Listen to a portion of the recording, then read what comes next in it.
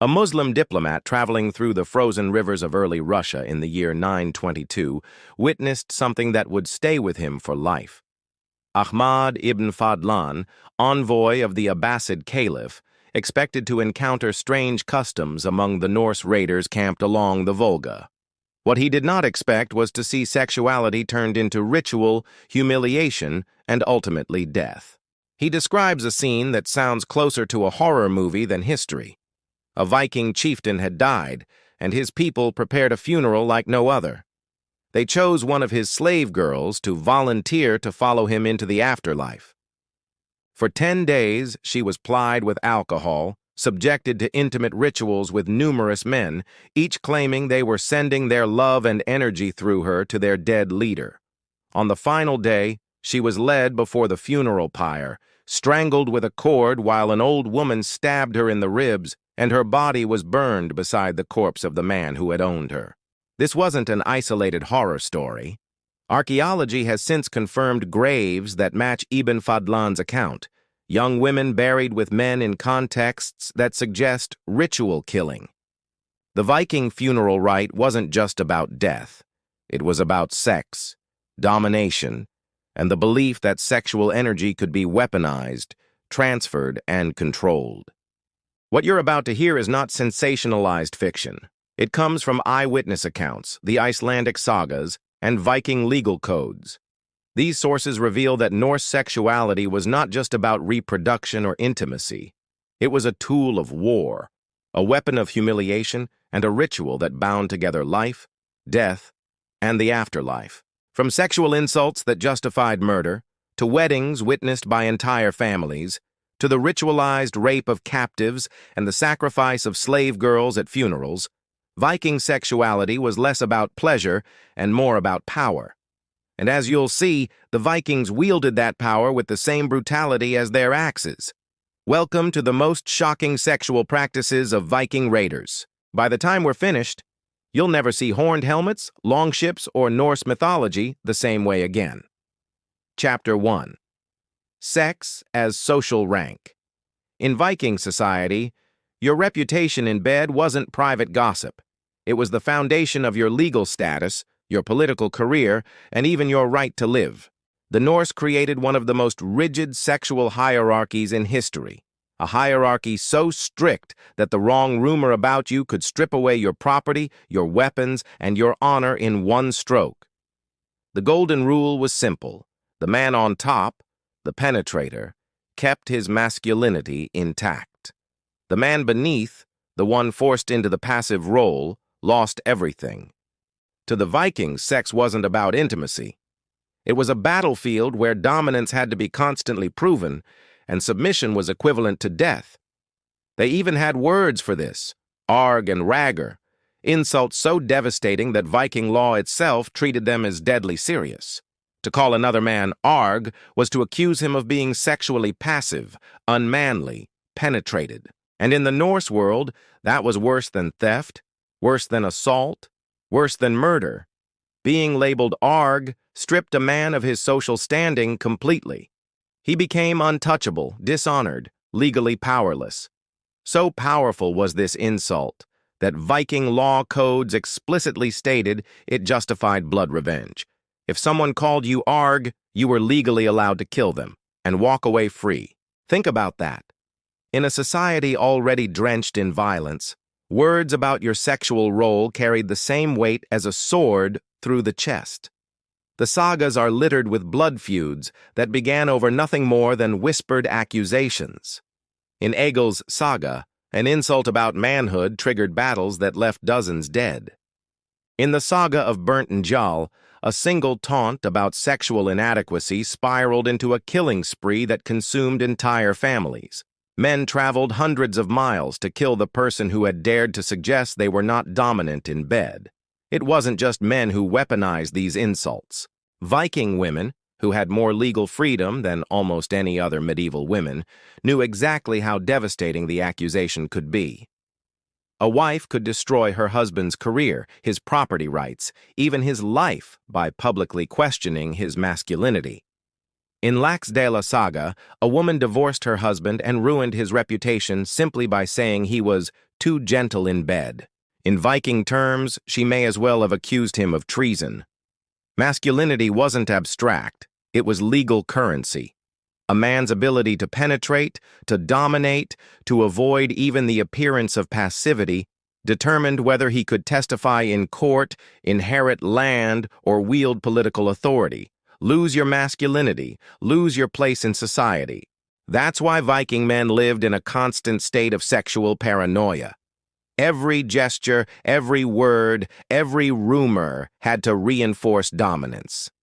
The sagas read like endless chains of one-upmanship, warriors proving themselves through violence not just on the battlefield but in the bedroom and the gossip hall. And this obsession created a feedback loop of violence. To defend his honor, a man had to kill. To kill, he had to be more aggressive. The more aggressive he became, the more feared and respected he was, which in turn reinforced his masculine reputation. Viking sexuality wasn't just private life. It was the engine of their culture, the unwritten code that fueled their raids, their feuds, and their terrifying reputation across Europe. Chapter 2. Sexual Humiliation as Warfare. When Vikings clashed with their enemies, victory wasn't measured only in loot or bodies. True victory meant stripping your opponent not just of life, but of manhood. To a Viking, killing an enemy's body was easy. Killing his honor, that was the real triumph. And nothing destroyed honor faster than sexual humiliation. The sagas record a practice called nidingur skum, shameful acts, with one of the most notorious being the nidstong or shame pole, a carved insult meant to brand an enemy as sexually submissive. But the humiliation often went far beyond symbolism. Defeated warriors could be marked with the infamous shame stroke, a deliberate wound to the buttocks, designed to mimic anal penetration. Think about that for a second. In a world where being passive meant total loss of manhood, stabbing a man in the backside wasn't just cruelty. It was legal and cultural shorthand for, "This man has been penetrated." It marked him forever as a sexual subordinate, stripped of honor even if he survived. His own people might reject him, seeing him not as a warrior, but as someone conquered in the most degrading way possible. But the Vikings didn't stop at symbolic wounds. Accounts from the sagas describe the ritualized rape of captured leaders, kings, jarls, and warriors subjected to public sexual assault to prove their complete defeat. This wasn't random brutality, it was deliberate psychological warfare. By forcing an enemy leader into the passive role, the victors not only humiliated the man himself, but broadcast to his followers that their chief's masculinity had been stolen. His authority evaporated instantly. The logic was terrifyingly effective. Once a leader was unmanned, his people often collapsed into despair, surrendering without further fight. What sword could protect you when your chieftain's very essence of manhood had been ripped away? The sagas even described cases where men, unable to bear the shame, committed suicide rather than face their communities. To return home marked as passive was to return as less than human, a walking reminder of defeat. Better to die by your own hand than to live with that dishonor. Others became outcasts, drifting between settlements, rejected by their own kin. In the rigid Viking hierarchy, there was no redemption for a man who had been symbolically or literally penetrated. He was outside the law, a ghost of his former self, living proof of his enemy's dominance. This was psychological destruction at its purest. Vikings understood that breaking a man's spirit was more powerful than breaking his body. A dead enemy might be mourned and avenged. A dishonored one was a living warning, poisoning morale wherever he went. Sex, in this context, wasn't intimacy. It was warfare. A second battlefield layered over the first, where dominance and submission rewrote reputations, shattered alliances, and spread terror faster than fire through a wooden hall. And it worked. Word of these practices spread as surely as tales of burning villages and stolen treasures. Communities across Europe heard the stories. Resist the Vikings, and you risk not just death, but the ultimate humiliation. That fear, the fear of being not just conquered but unmanned, often did what swords could not. It made men lay down their weapons before the first axe was swung. Chapter 3. The Economy of Sexual Slavery. When most people imagine Viking raids, they picture gold chalices, hacked-open churches, and ships weighed down with silver. But the real treasure wasn't shiny metal. It was flesh. The Vikings didn't just dabble in human trafficking. They industrialized it. Archaeological evidence from Dublin, one of their largest slave markets, shows that up to 30% of the population were enslaved. York, the great Viking capital in England, tells the same story. These were not small-scale side hustles. Entire economies were built on the backs and bodies of human beings. And make no mistake, female captives were the most valuable currency of all. The sagas describe raiders dividing women like livestock, with the most attractive reserved for warlords and chieftains. The rest were sold in bulk, packed into markets where their price was determined not by skill or strength, but by how pleasing they looked to the buyers.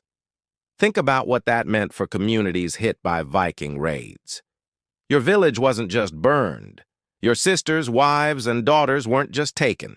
They became currency, liquid assets, traded across borders, carried in chains across seas, their lives reduced to someone else's profit margin. The legal codes of the Vikings expose just how systematic this was. In medieval Iceland, raping a free woman carried the death penalty. But raping a slave woman? That was considered no worse than damaging someone's property. The penalty was a fine, the same kind you'd pay if your horse trampled a neighbor's field. This wasn't accidental cruelty, it was by design. The law drew a bright line between free and enslaved, a line that turned human beings into objects. For the free, sexual autonomy was guarded fiercely, tied to family honor and inheritance rights. For the enslaved, autonomy did not exist. Any free man could use them, and if they resisted, killing them wasn't murder, it was destruction of property. And this was more than law, it was culture. The sagas mention men like Earl Sigurd of Orkney, who kept harems of captured Irish women, bragging about them as though they were trophies. These harems weren't just for pleasure, they were status symbols. To own many women was to display wealth and dominance just as much as owning land or ships. The scale was staggering. Tens of thousands of captives poured through Viking ports every year, funneled into homes, farms, brothels, and ships bound for foreign markets. From Scandinavia, they were sold into the Islamic caliphates, where blonde-haired, blue-eyed women fetched exorbitant prices. In reverse, Vikings brought back luxury goods, silks, and silver. Flesh was the fuel of the Viking trade engine, and the terror this created was strategic. Communities who heard the stories of women carted off, of families broken and sold piecemeal in Dublin or York, sometimes surrendered without a fight, hoping to avoid the fate of seeing their people stacked like coins in the marketplace. The Vikings understood this perfectly. By turning sexual slavery into an economy, they turned fear into policy. Every raid wasn't just about plunder. It was about feeding a global system of human trafficking that made the Northmen rich and kept the conquered in constant dread. To resist them wasn't just to risk death. It was to risk your body, and your family's bodies, being turned into someone else's profit, bartered away like cattle on a market block. Chapter 4. Weddings as Public Pornography. If you thought Viking sexual violence only belonged to the battlefield or the slave market, think again. Even the sacred ritual of marriage, the cornerstone of Viking society, was soaked in humiliation, voyeurism, and legal pressure. In Viking culture, a wedding wasn't a private union, it was a public contract, and contracts had to be verified. That meant the consummation wasn't left to whispers behind closed doors. It was witnessed, documented, and judged. The ceremony itself was drenched in sexual symbolism. One of the most notorious rituals involved placing Thor's hammer, Mjolnir, on the bride's lap. Everyone present knew exactly what it meant: fertility, penetration, the guarantee of heirs. The priest blessed it, passed it around, and the crowd touched it in turn, turning the blessing into a communal sexual act disguised as religion. But the real theater came after the vows. The groom was expected to remove the bride's bridal crown in public, a signal to everyone watching that he was about to take her virginity. Then, escorted by family and sometimes even clergy, the couple was marched to the marriage bed like livestock being led to slaughter. And no, they weren't left alone. The most conservative version had the family waiting outside the door, listening for sounds of consummation, groans, cries, anything that proved penetration had occurred. In some cases, trusted relatives actually stayed in the room. The sagas describe a bride's uncle watching to make sure the act was performed correctly. Imagine your Uncle Harold standing there, arms crossed, nodding approvingly as you awkwardly fumble through your wedding night. The humiliation didn't end there. The next morning, the bloodied bedsheets were paraded in front of the community as proof of the bride's virginity and the groom's performance. These sheets weren't just macabre souvenirs. They were legal documents. If the marriage was ever disputed, if a divorce was sought, if inheritance was questioned, the sheets could be produced in court as evidence. And the stakes were high. If the bride wasn't a virgin, her family could be sued for fraud. If the groom failed to perform, he could be financially penalized. Viking law codes spelled out the consequences in cold detail, as though intimacy were no different from buying a cow or leasing land. Failed consummation could invalidate the entire marriage, triggering lawsuits and feuds that might last generations. Love? Romance? Forget it. The Viking wedding bed was a courtroom, and your body was on trial. This wasn't about two people joining their lives. It was about alliances, property, and heirs. And the community had a vested interest in making sure the deal was sealed. Privacy was not just a luxury, it was a legal risk. In Viking society, your wedding night wasn't your own. It was a public performance, an audition where your in-laws, your priest, and sometimes your entire community sat in judgment. And failure didn't just mean embarrassment. It could mean financial ruin, legal action, or lifelong shame. What modern audiences call a honeymoon, the Vikings turned into pornography by committee, a system that stripped away intimacy and replaced it with surveillance, humiliation, and legal consequences. Chapter 5. Sex and Death. Funeral Sacrifices. In Viking culture, sex wasn't just about power in life. It was also about power in death. Nowhere is this clearer than in the funeral rites of chieftains, where sexuality, violence, and religion collided in ceremonies that make horror films look tame.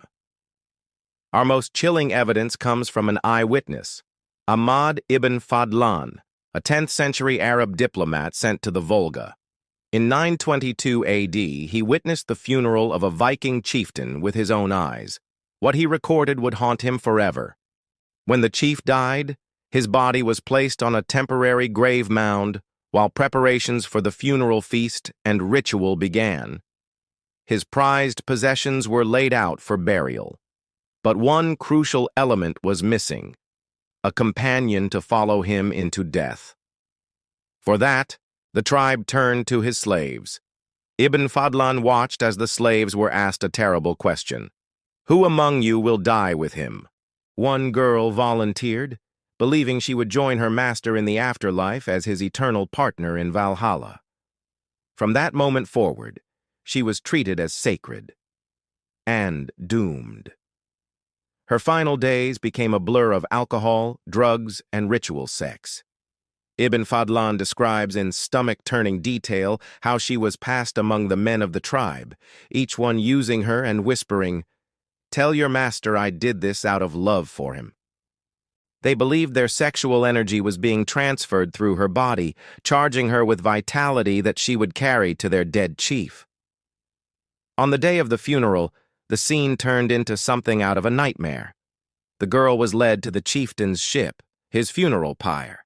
Inside a tent erected on the deck, she was given more wine and drugs before being subjected to final sexual encounters with multiple men, each representing different aspects of the tribe's strength.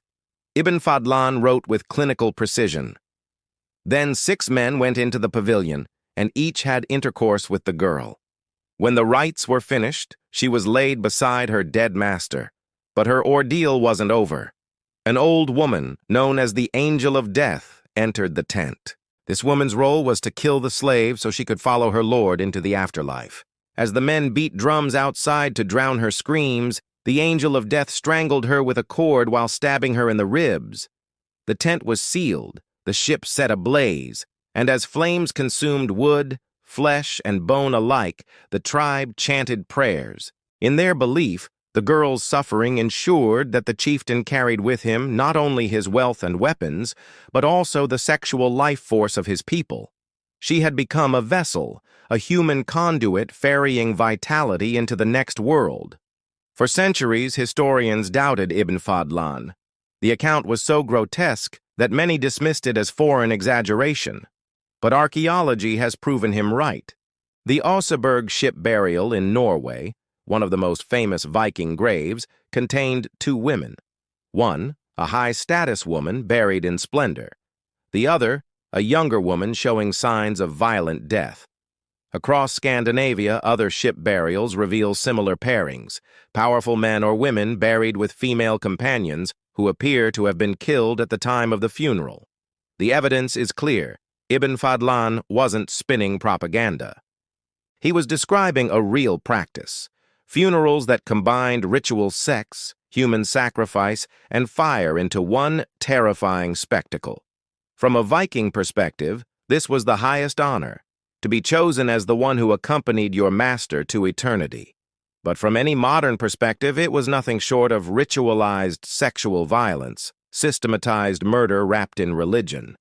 The fusion of sex and death made the Viking funeral not just a send-off, but a demonstration of absolute control over life, over women's bodies, and even over the boundary between worlds. Chapter 6. Viking Women, Freedoms and Cruelties. If you only looked at Viking free women, you might think this was a society centuries ahead of its time.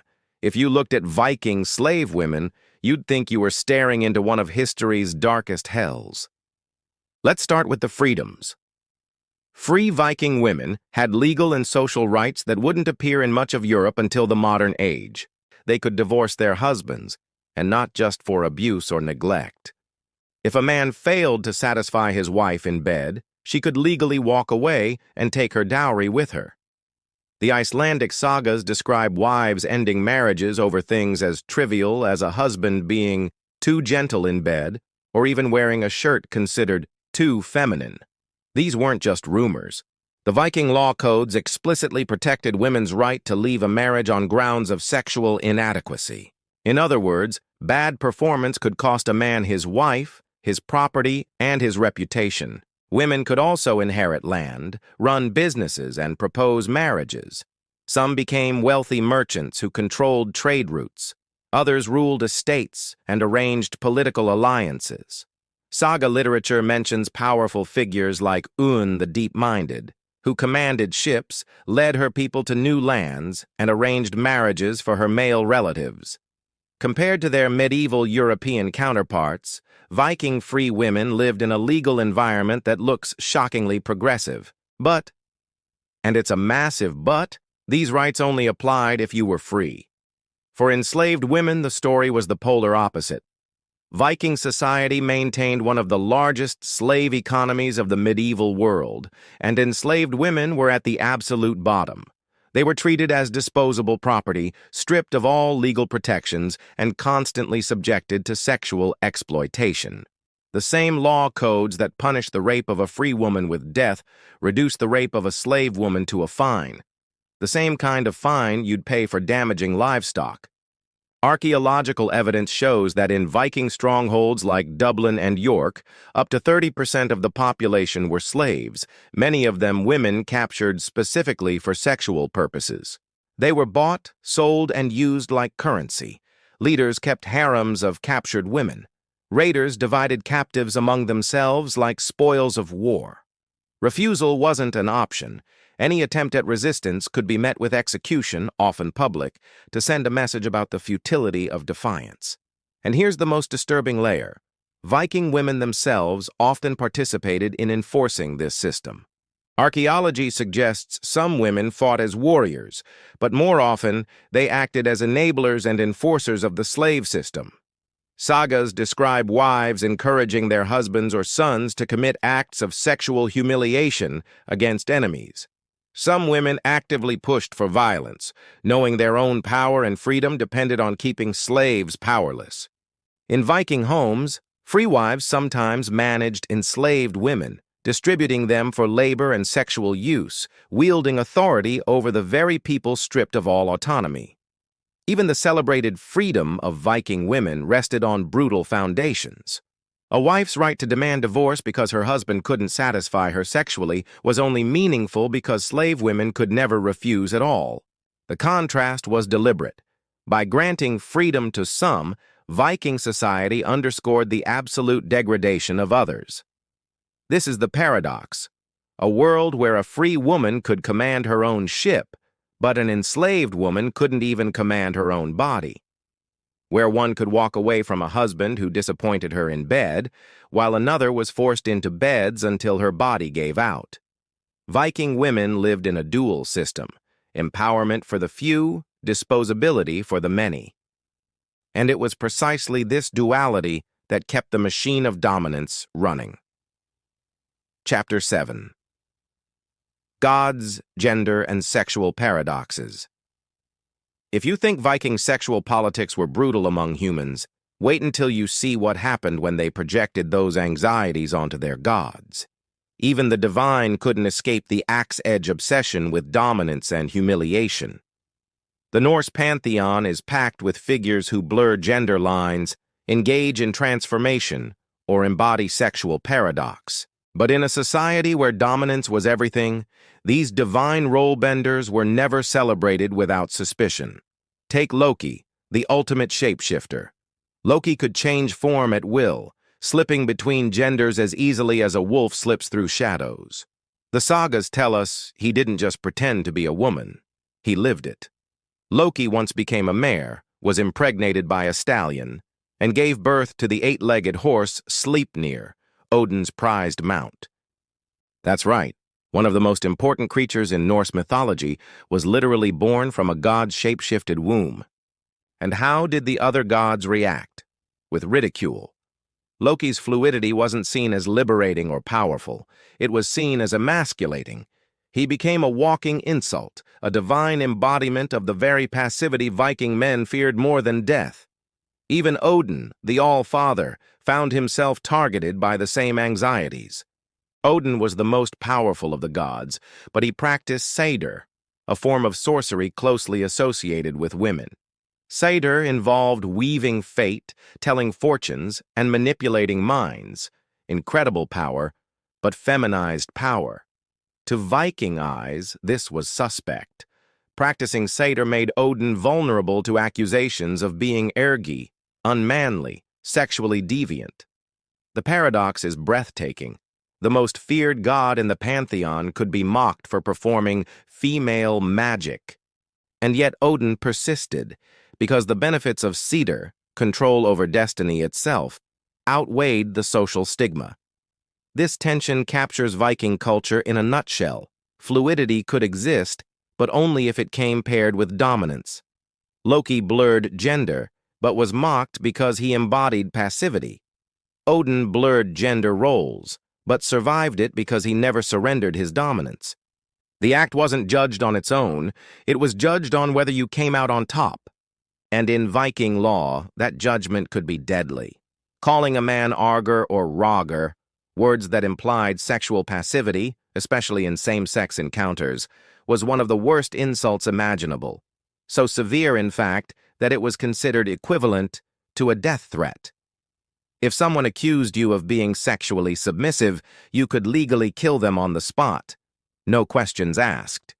The insult itself was seen as an attack on your honor so profound that only blood could erase it. The sagas are littered with feuds that began this way. Men traveled across mountains, across seas, to hunt down those who mocked their masculinity.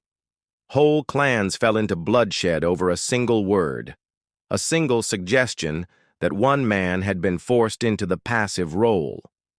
In Viking society, masculinity wasn't just a personal trait. It was a legal currency, a form of social credit that determined whether you could hold property, speak in court, or lead men in battle. Lose your masculine honor, and you lost your identity. The gods reflected this same tension.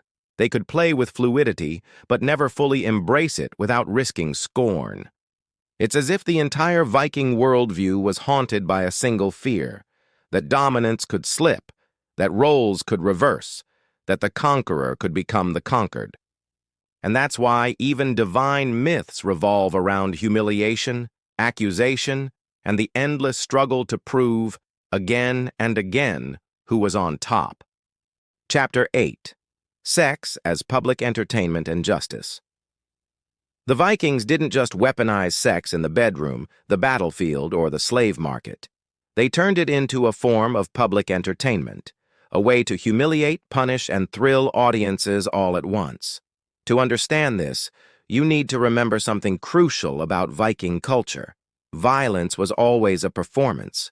Executions weren't just about killing someone, they were about sending a message. And when it came to crimes involving sexuality, that message had to be just as humiliating as the offense. Take the punishment for adultery. In many cases, the guilty party wasn't simply executed, they were castrated, publicly, and often in front of jeering crowds. The act wasn't just about removing the man's ability to offend again, it was about permanently marking him as passive, unmanly, stripped of honor in the most intimate way possible.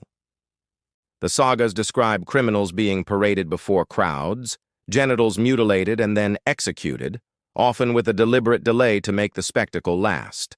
It was theater, it was justice, and it was entertainment, and the public loved it. There are accounts of festivals where convicted rapists were sentenced not just to death, but to sexual humiliation before death. Sometimes this meant simulated rape performed by executioners to mark the criminal as conquered. Other times it meant forcing them into degrading positions before the killing blow was delivered. The saga of the Inglings and others hint at these practices indirectly, describing dishonorable deaths where victims were ritually mutilated in ways that carried unmistakable sexual symbolism. Archaeological digs back this up. Skeletons have been found showing evidence of ritual castration and mutilation, not as battlefield injuries, but as deliberate punishments.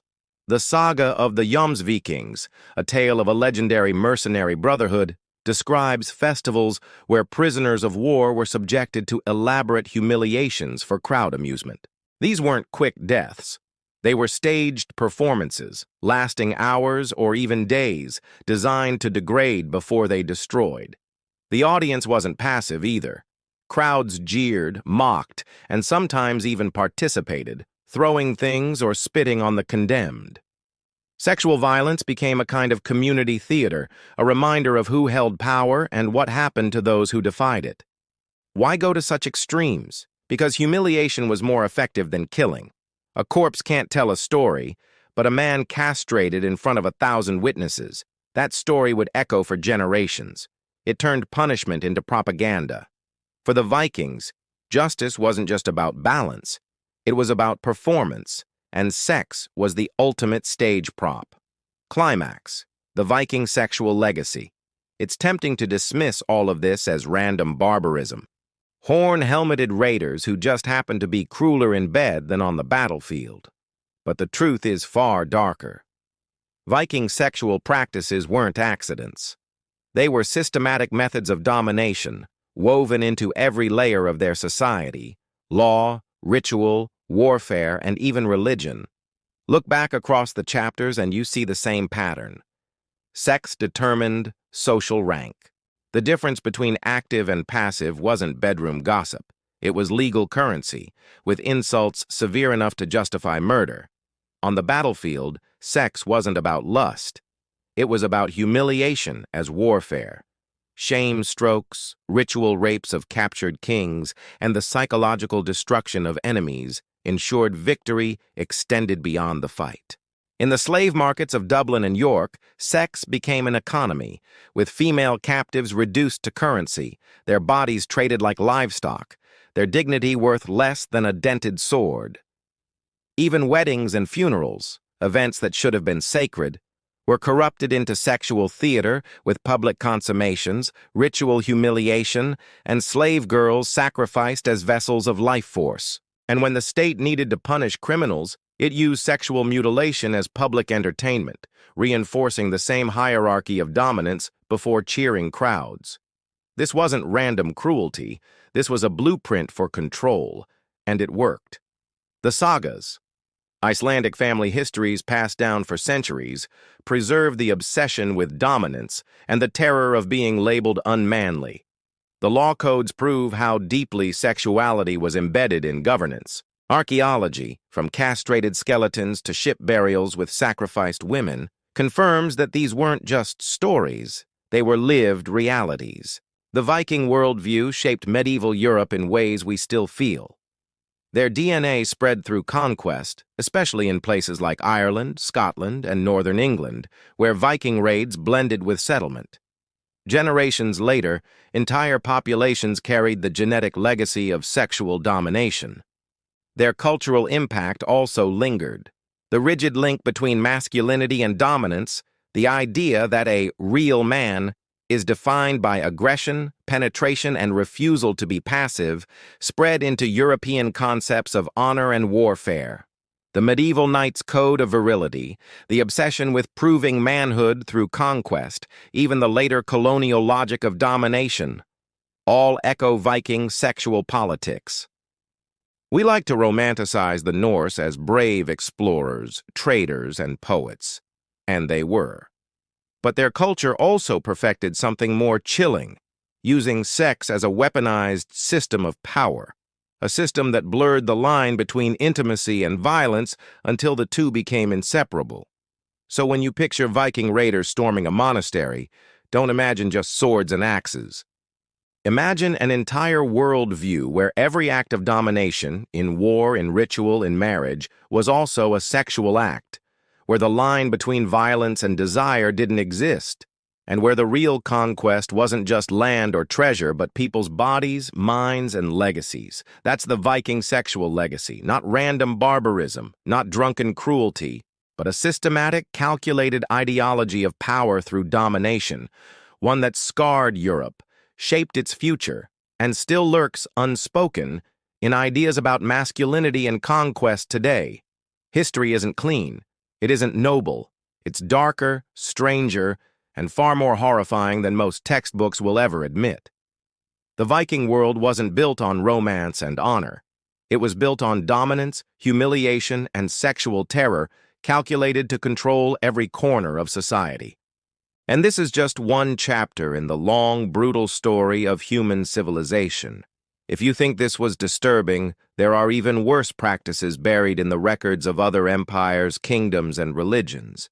So if you want more history that doesn't flinch, more stories that reveal the side of the past everyone else tries to bury, then you're in the right place. Subscribe if you dare, because the past isn't just dead. It's still here. It still shapes who we are, and sometimes it's more terrifying than any horror movie.